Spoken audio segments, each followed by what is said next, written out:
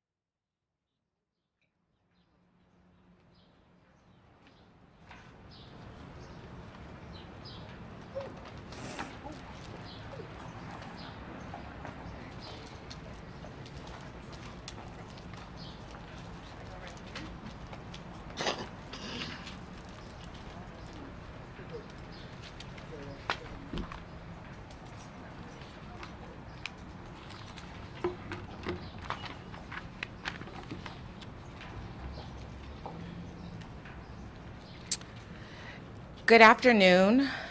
Thank you all for being here today. My name is Aramie Glass, Aeiramique. Glass, Glass. I am the interim independent police monitor for the city of Madison. Earlier this week, I released my investigative report into the in-custody death of Richard Lee Johnson. Today, you are going to hear from his family, those who loved him, those who were close to him. You're going to hear from my team members who also worked on this investigation. You're going to hear from community members, PCOB members, alders, in regards to the unfortunate and preventable death of Mr. Johnson. I'm going to just name a few facts. I've put out not only the investigative report, but also the press release. So I won't read all of that to you all. But I think there are multiple things that we need to dive deep on. We need to have a really difficult conversation as to why, after seconds of an officer pulling up to the scene, when Mr. Johnson was already in a prone position, why that officer felt the need to push Mr. Johnson's head into the ground and then put his knee across his neck with enough pressure that he could not breathe. This is not a situation where we see an officer-involved shooting and we see somebody unarmed getting shot. This is not a situation where, when we seen George Floyd for so many minutes have somebody's knee on his back. This is a situation where this could have changed and been different if he would have gone to the hospital. For 29 minutes, I watched a video probably over 100 times of 29 minutes of Mr. Johnson fighting for his life in the back seat while an officer laughed. She laughed while she was having a casual conversation while Mr. Johnson was fighting for his life. Prior to the transport of Mr. Johnson, the same officer opened the door, asked him what was wrong multiple times, closed the door before he answered, and allowed the transport to continue. When Mr. Johnson became unresponsive after 29 minutes of fighting for his life, no one said, let's go to the hospital. Let's turn this car around. They sat in the Sally Port for a few moments. For 10 minutes, from the time he went unresponsive to the time they started compressions, it was 10 minutes. 10 minutes that could have changed us standing here today. 10 minutes that could have saved his life. That didn't happen. After the review of the medical examiner's report, after the review of the toxicology report, after the review of DCI, the Department of Justice report, after the clearance of these officers by the DA, there were questions I had. So I retained Dr. Whedon, who did an independent report, medical report. And the questions that I had and the assumptions that I did not want to believe based on what I had reviewed were true. I'm going to have Dr. Greg Golumbik, our data and forensic analyst, come up and just give an overview, as Dr. Whedon could not be here today, of Dr. Whedon's report, the findings, and the cause of death.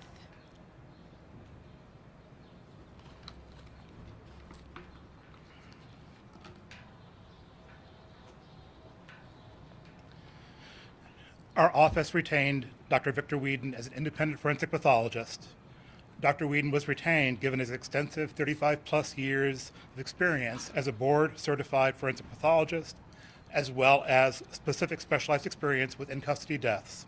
Dr. Whedon is currently a deputy medical examiner for Dane County, but was retained and generated his report prior to entering his current position. In his analysis, Dr. Whedon reviewed and utilized the State Department of Criminal Investigation report, the MPD, Police Standards and Internal Affairs investigative report, the medical examiner's report, the medical records from Meriter Hospital where Richard was taken, the EMS reports, the dash cam video and audio from the squad car of officers Weaver and Lewis. This includes audio from the mic on Officer Weaver and internal car mics, and front-facing and backseat video. The dash cam video also reviewed the dash cam video and audio from the squad car of Officer Gonzalez, which includes audio from the mic on Officer Gonzalez. I will now discuss Dr. Whedon's findings. Dr. Whedon found that Richard Johnson died from restrained cardiac arrest, metabolic acidosis. The initial Dane County Medical Examiner's report incorrectly ascribed his death to cocaine toxicity. However, with cocaine toxicity as a cause of death, one would expect ventricular arrhythmias, hypertension, and significant cocaine levels in the blood. None of that was the case here. A serum sample was collected immediately after Richard's arrival at the hospital, within minutes becoming pulseless, and was quantitatively tested for cocaine. There was no detectable cocaine in his serum. Only inactive cocaine metabolites, inactive breakdown products remaining from much earlier cocaine use. So at the time his symptoms were occurring, progressing to pulselessness, it appears that he only had detectable levels of inactive cocaine metabolites in his blood, contradicting the hypothesis that cocaine toxicity caused his death. And again, there weren't arrhythmias, i.e. abnormalities in heart rhythm, or hypertension, elevated blood pressure, that you would expect with cocaine toxicity. Instead, there was non-shockable cardiac rhythm. In other words, Richard's heart was a normal sinus rhythm, but failing to pump. And there was severe acidosis, extremely low blood pH, and hypercapnia, elevated carbon dioxide levels in his blood. These are all typical of prone restrained cardiac arrest. And the timing of the symptom onset and death lines up with police activity. Richard's difficulty breathing started with being held in prone restraint. All the symptoms started from that point. Richard would have been in a hyperadrenergic state, a stressed, energized state, given the ongoing events. This and the foot pursuit and subsequent struggle would have greatly elevated his metabolic activity with lactic acid production and increased carbon dioxide production. So he had a greatly increased need to offload carbon dioxide, to blow off carbon dioxide, to restore normal blood pH and carbon dioxide levels. But that couldn't effectively be done when restrained in prone position, which restricts breathing, especially with the weight of officers pressing down on him much of that time. And from there, Richard spiraled down, and levels of lactic acid in his blood would have continued to climb. His moderate obesity would have been another risk factor when in prone position on his stomach. It would have further constrained diaphragm movement. With severe acidosis, the cardiac muscle fails and stops being able to pump blood effectively, while electrical conduction pathways in the heart remain functional. And thus you get pulselessness with non-shockable rhythm. In other words, a shock from a defibrillator wouldn't help, as happened with Richard. Shortly after arriving at the hospital, his venous pH was measured at less than 6.82. This severe acidosis greatly impaired his heart's ability to pump blood, as documented by weak pulses and echocardiogram findings of global cardiac hypokinesis. In other words, his heart was contracting less than it should, and a low ejection fraction of 25%. He ultimately died of multi-organ and brain death caused by anoxic injury due to the cardiopulmonary arrest. I want to emphasize the Dane County Medical Examiner's Office should not be criticized for drawing an erroneous conclusion in this case. Restrained cardiac arrest is not a well-known entity, so a typical medical examiner would often not be familiar with it.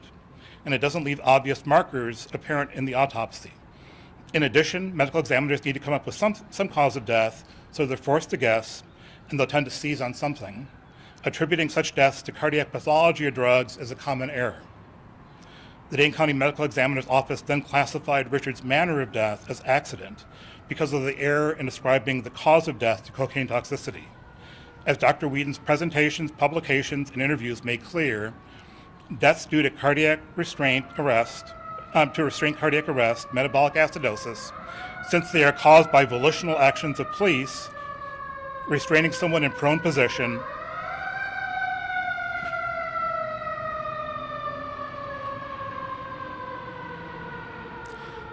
constitute homicides and should be certified as homicides. Just to be clear, I will add that homicide as the manner of death is not a judgment about intent. I'll also mention some of the symptoms Richard exhibited and how they relate to the cause of death. After he was restrained in prone position, Richard was unable to stand unsupported and his legs were flutter kicking when seated on the ground. And after being placed in the squad car, you can observe ongoing kicking and whole body jerking, thrashing, while he was being transported to the jail. This was all involuntary. It was myoclonus, severe widespread muscle spasming, which is a common symptom of severe hypercapnia and acidosis. All of this muscular activity would have generated further lactic acid and carbon dioxide, making the situation worse. And the exaggerated breathing, and Richard saying he couldn't breathe, were manifestations of hypercapnia and respiratory distress. The groaning that Richard exhibited can be observed as involuntary adaptive response to generate positive and expiratory pressure to keep alveoli and small airways from collapsing at the end of exhalation in a person in respiratory distress. It was how he was breathing. He was trying to restore his blood pH and carbon dioxide concentrations to normal levels, but couldn't. He just couldn't catch up. And with the severe acidosis and hypercapnia and decline in cardiac function, there was ongoing deterioration in cognitive function with a reduction in the level of consciousness and delirium until Richard finally slumped over unconscious. Thank you, Greg. Now we are going to have Ms. Johnson.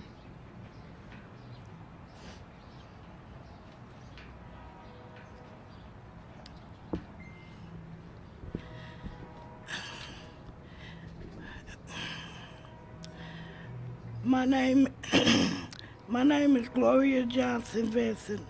I am the mother of 7 children, and Richard Johnson Jr. was my baby boy. On December 30th, 2025, my world changed forever. My son was taken away at just 31 years old, and not a single day has passed without the weight of the loss crushing my heart. There is no pain greater than a mother having to bury her child. There are no words that can truly describe the emptiness, the sleepless night, the unanswered questions, and the tears that come when you realize your child is never coming home. Richard was not a headline. He was not a statistic.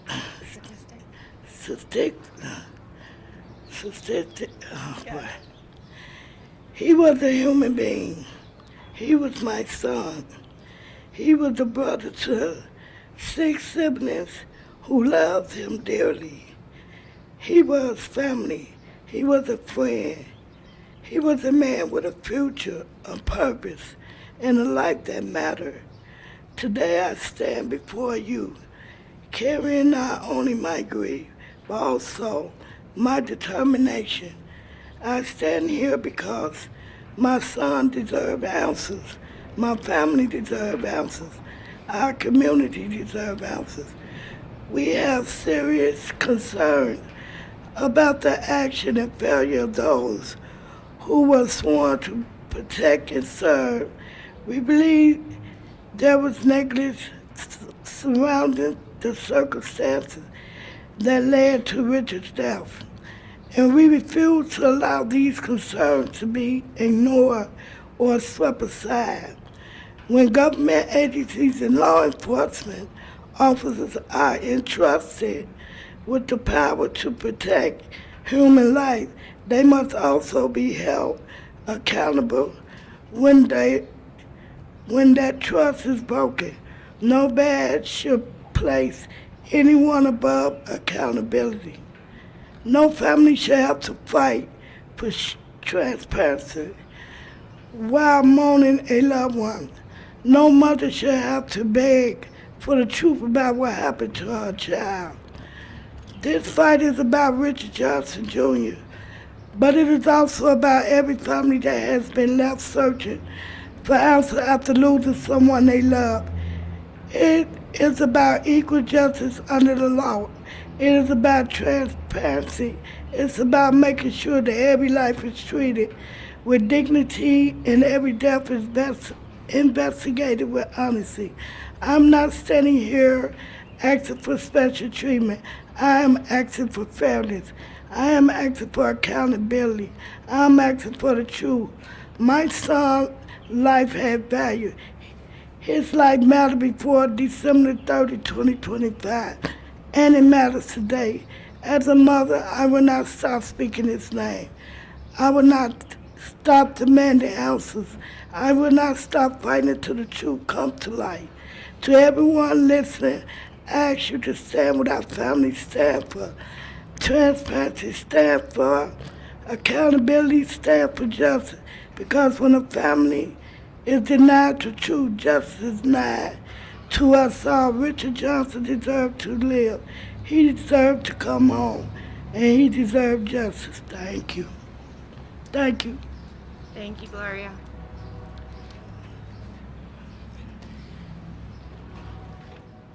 I'll just introduce myself quickly. My name is attorney Andrea Farrell. I'm with the Jeff Scott Olson Law Firm. I represent the family. On behalf of the family, I would like to say thank you to the Independent Police Monitor for their thorough, fair, and open investigation. We finally have some transparency and some honesty about what happened that night between Madison Police and Richard Johnson that led to his death. And while this very transparent investigation has given us new answers, it's also raised new questions about why the truth didn't come out earlier in other investigations. Though this investigation has come to a conclusion, this is just a start for the family. We will keep looking into this case, and we will fight for honesty and transparency and justice on behalf of Richard Johnson, on behalf of his family, and on behalf of the entire community that the Madison Police Department is entrusted to serve and protect. Thank you.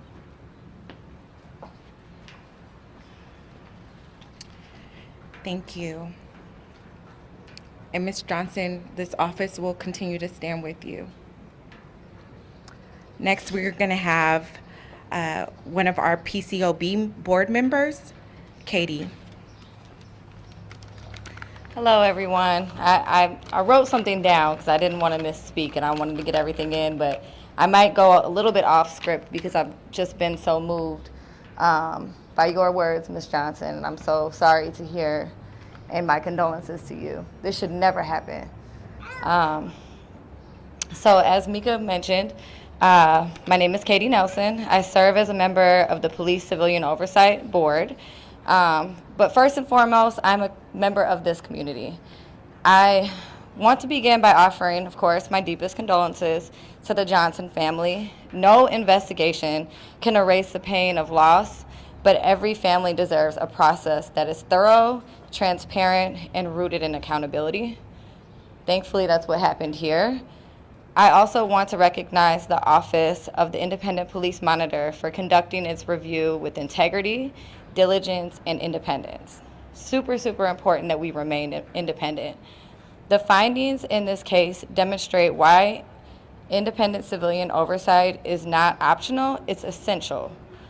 When serious misconduct occurs, our community must be able to trust that there is an independent body with the authority, resources, and courage to examine the facts objectively and hold systems accountable.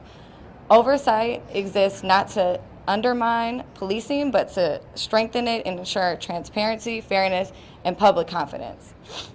I'm really asking our community, and I say this and I speak to my community, to support and trust our office as we work through these things. Public safety is built on trust. Trust is built through accountability, and accountability requires independent oversight that is adequately funded, protected from political influence, and empowered to do work without interference. Causes like this remind us that civilian oversight is not simply about reviewing individual incidents. It's about ensuring that the systems entrusted with extraordinary authority remain accountable to the people they serve, and about honoring the principle that no institution is above scrutiny and that every member of our community deserves dignity, fairness, and justice. If we are serious about creating safer communities, then we must equally be serious about investing in independent oversight. That means providing offices like the Office of Independent Police Monitor with the resources, staffing, and institutional independence necessary to conduct thorough investigations. And it's heavy on the institutional independence. Because of that institutional independence, we were able to do things like get our own medical examiner to actually disclose things that we wouldn't have known otherwise, and I think that that's extremely important.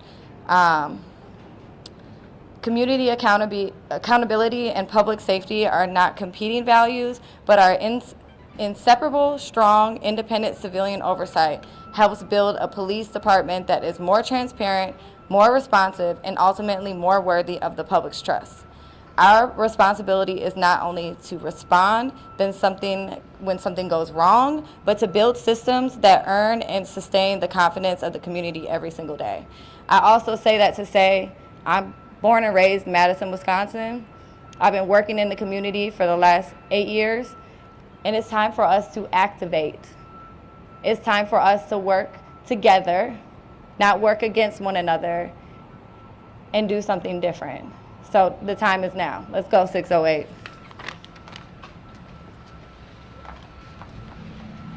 Thank you, Katie. And next, we are going to have Alder Carmela Glenn.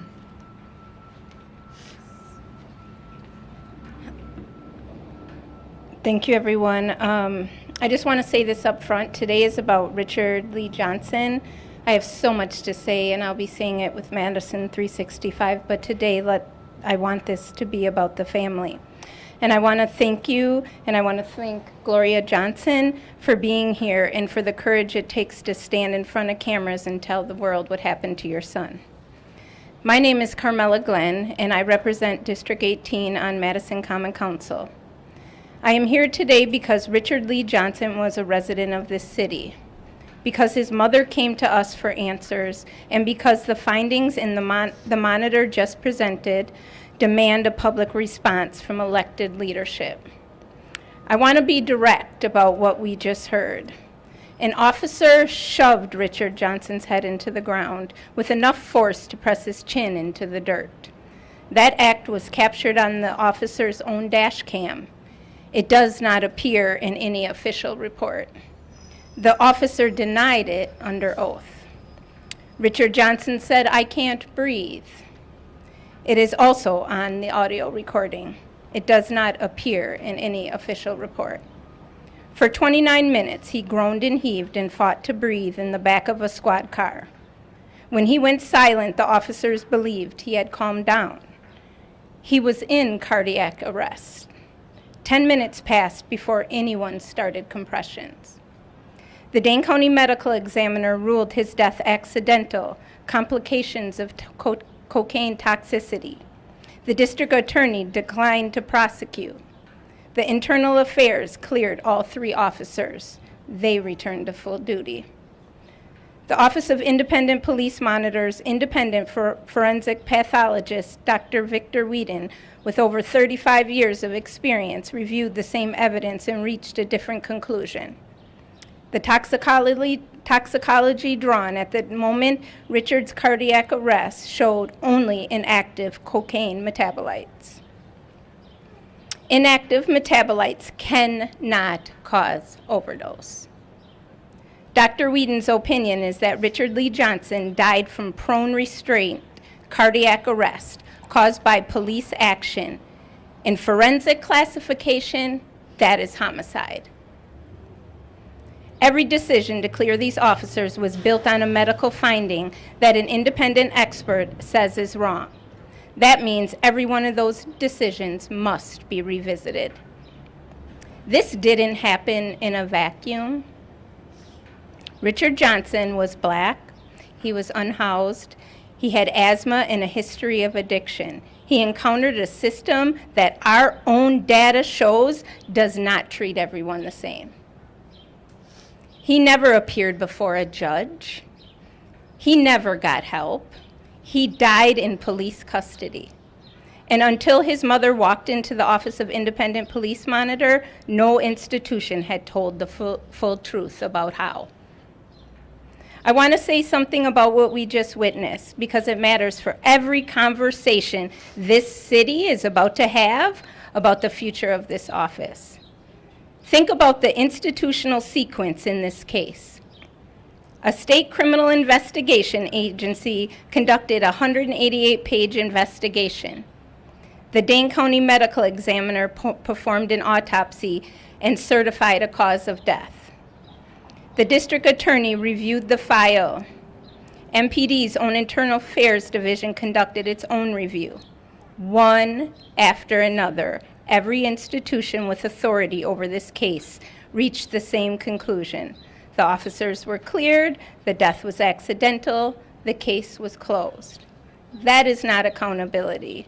That is institution protecting the systems they are a part of. The district attorney was present during officer interviews. He accepted the medical examiner's findings without question. Internal Affairs cleared the officers based substantially on the same finding. The state investigation produced no recommendations. Each institution deferred to others.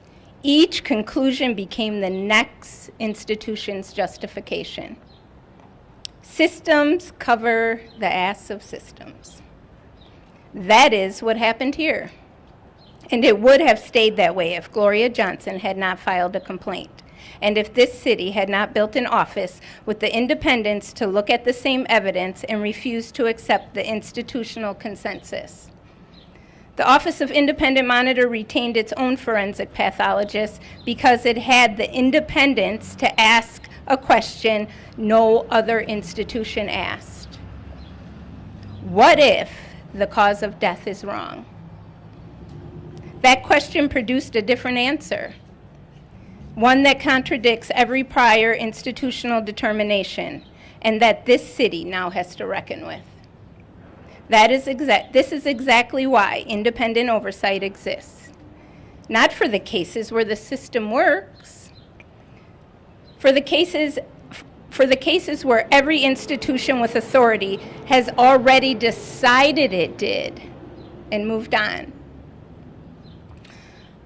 I am calling for the Dane County Medical Examiner to review the cause and manner of death in light of Dr. Whedon's independent findings.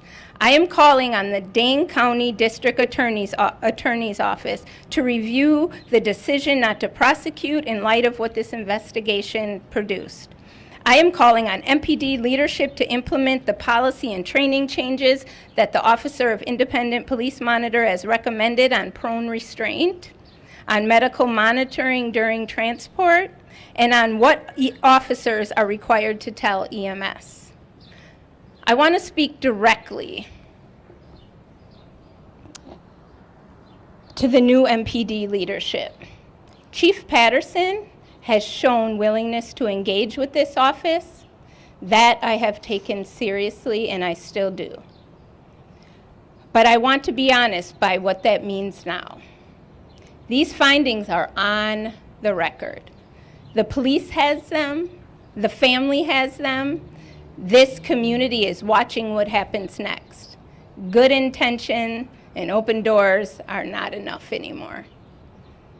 What accountability looks like from MPD leadership in the coming weeks and months, whether these policy changes are implemented, whether these recommendations are acted on, whether this department can look at what happened to Richard Lee Johnson and say, we will not let this happen again. That is the test. Not words, action. And this council will be watching. And I'm calling on the full Common Council to respond to these findings, not as an administrative matter, but as a moral and civic emergency that they are. Let me be clear about what happens if these institutions do not respond. This council has tools: budget authority, ordinance power, the ability to compel, to restrict, and to act. We have used them before, and we will use them again. These are not requests made in hope that the right people are listening. They are the first step. Gloria Johnson trusted that there was somewhere to go. The Office of Independent Police Monitor was there.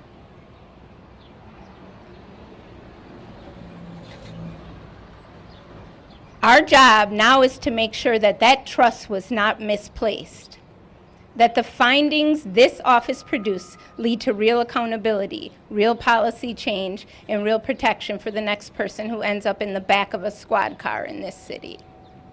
Richard Lee Johnson deserved better. Richard Lee Johnson deserved better.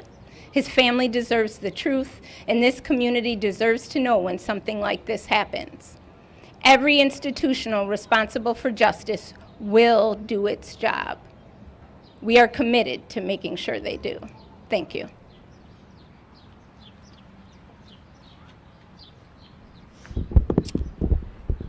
Thank you. We're going to open it up for questions at this time. Have you heard from Chief Patterson of the DA since making this report this officer? I spoke with Chief Patterson on Tuesday, made him aware of some of my findings. He did not receive the full investigative report until this morning. I have never spoken to the DA. What are your recommendations for next steps now that you make these findings? So there's a couple of things. When Ms. Johnson initially did her interview with this office, and she was asked essentially, what does justice look like for her? The most sincere thing she said was that a public apology and justice for her son. And I want to say to you, you deserve so much more than just a public apology. And we are going to fight for so much more than just a public apology. Your son deserves to be here. So that's the first step, is whatever justice looks like for this family is what we are committed to pursuing. Secondly, I have asked, Dr. Whedon did a presentation for the district attorney's office that the chief was not present for. So they are aware of his expertise and his work. I have asked that not only that they meet with him, but do a training.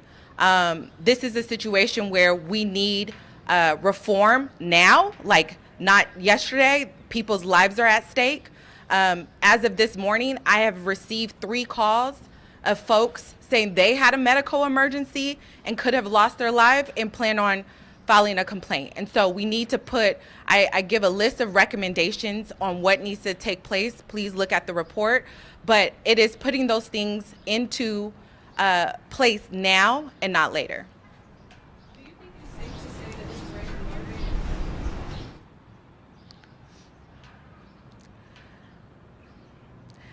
I think that if this was their brother, their nephew, their uncle, Mr. Johnson would be alive. Can you talk a little bit about the cooperation or non-cooperation that you received from the agencies? Was it difficult to get records from NPD or the Department of Justice, getting unredacted reports from DCI? Can you talk a little bit about how you got access to information? Well, let me just name, because I'm always going to center the family. I have called for DCI to release the unredacted report to the family immediately. They should have already had it, and they just recently received it in the last couple of weeks. That's unacceptable. Unacceptable. So I'll just name that. In regards to us, we got all of the information that we needed. I'll always say that up front. Timing, how we are being treated as still somewhat of a public requester. And so that makes my job a lot harder. That makes Greg's job a lot harder because we have to sift through a lot of information when it is received like a public records request. We never received the video from surrounding areas pertaining to the parking lot, and we did not receive autopsy. Anytime there is an autopsy report, there are pictures. And so for the last almost 6 months, Greg has had to hear me talk about where are these pictures, why don't we have them? I then started to assume maybe the medical examiner did not have them. No one had them.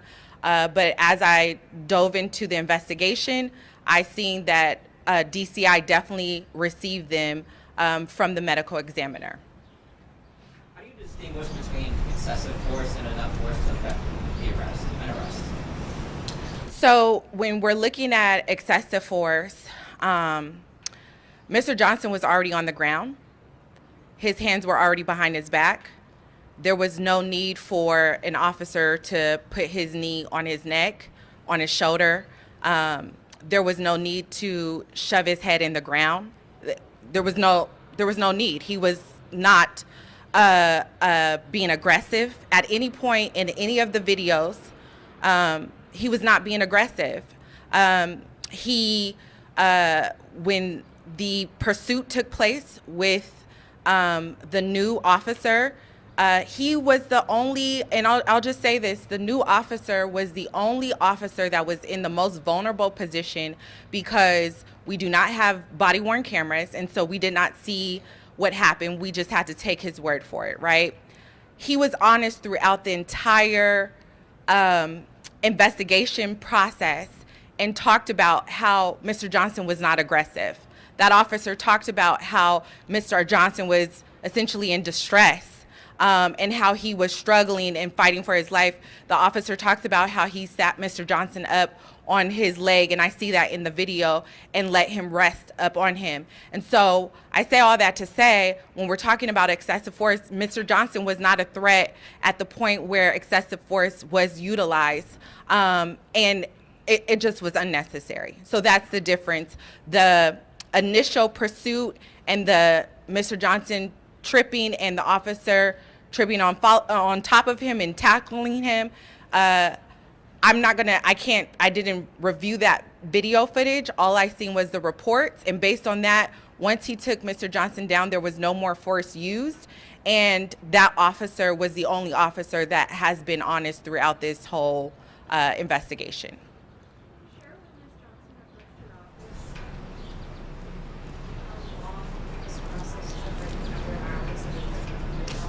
Sure. So, and Greg, you can jump in here, but Miss Johnson came before I got here. So a part of my investigation was having to review everything that she submitted prior to me getting here, because essentially she waited a year, because no investigations were actually being fully investigated at the time. Any other questions? Do you think this leads to maybe a bigger conversation of like if body-worn cameras could have played an effect in this investigation? Are you guys for that, against it? Yes, I'm definitely on the record saying people want to have the conversation about BWC being about prevention. It is about accountability. When there is no record of what happens, especially when people view somebody's life less than, there are many times where two of the three officers dehumanized Mr. Johnson. And so it is very important, because if we have no evidence, that is why a lot of things go unseen, unheard, or go under the radar, and no one asks the questions because the evidence is not there. Yes.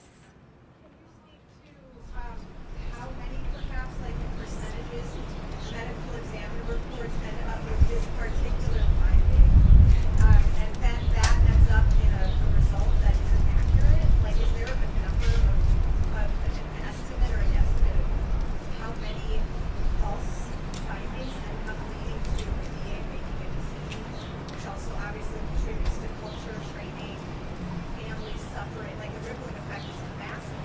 It's, Do you have any idea? yeah, it's very, Greg, do you know a number? I can't give an accurate number, but I can't give an accurate number, but I would say easily half or more.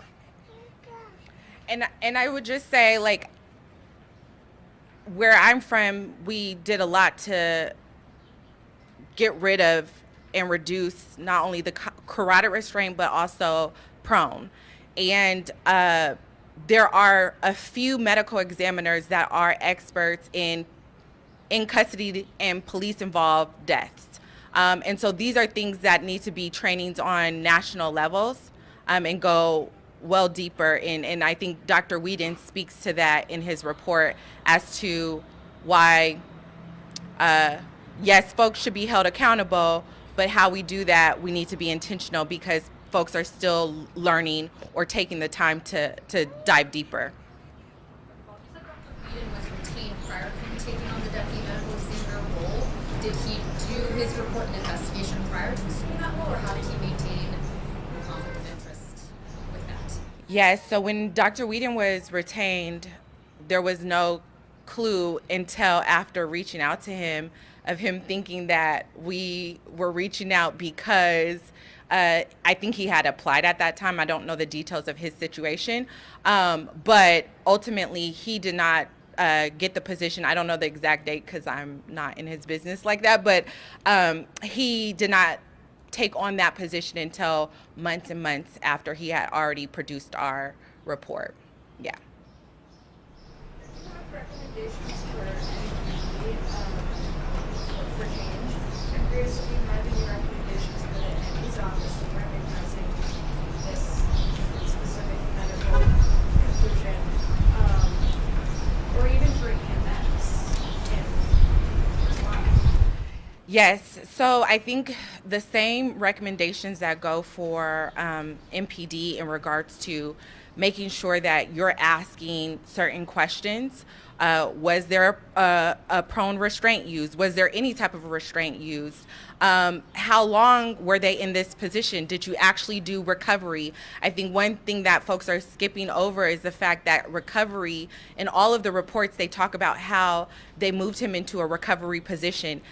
The recovery position never took place. It went one smooth position and him going up on his feet.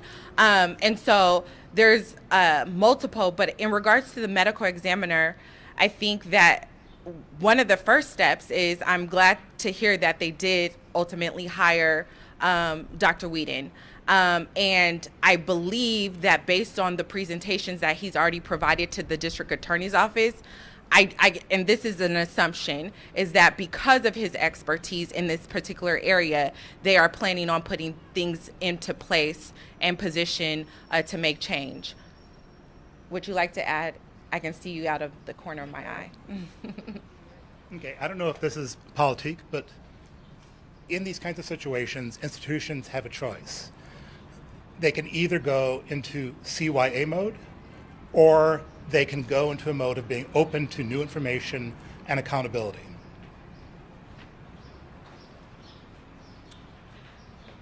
Anything else?